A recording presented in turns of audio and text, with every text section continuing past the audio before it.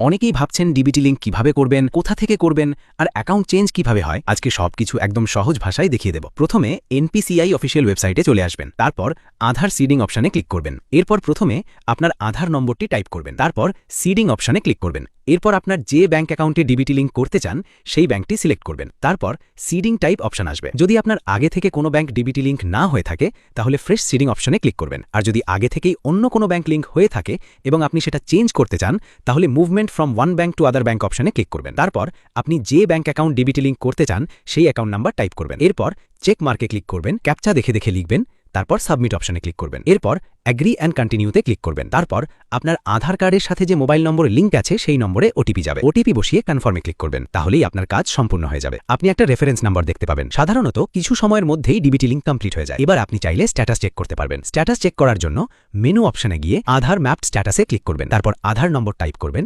Captcha লিখবেন, তারপর check স্ট্যাটাসে ক্লিক করবেন। আবার আপনার আধার লিঙ্ক মোবাইল নম্বরে ওটিপি যাবে। ওটিপি বসিয়ে কনফার্ম করলেই দেখতে পাবেন কোন ব্যাংকে ডিবিটি লিঙ্ক হয়েছে এবং কবে লিঙ্ক হয়েছে সেই ডেটটাও দেখাবে। যেমন আমি কালকে করেছিলাম, সেখানে ডেট দেখাচ্ছে 15/5/2026। আর কোনো সমস্যা হলে কমেন্ট করুন, আমি রিপ্লাই দিয়ে দেব।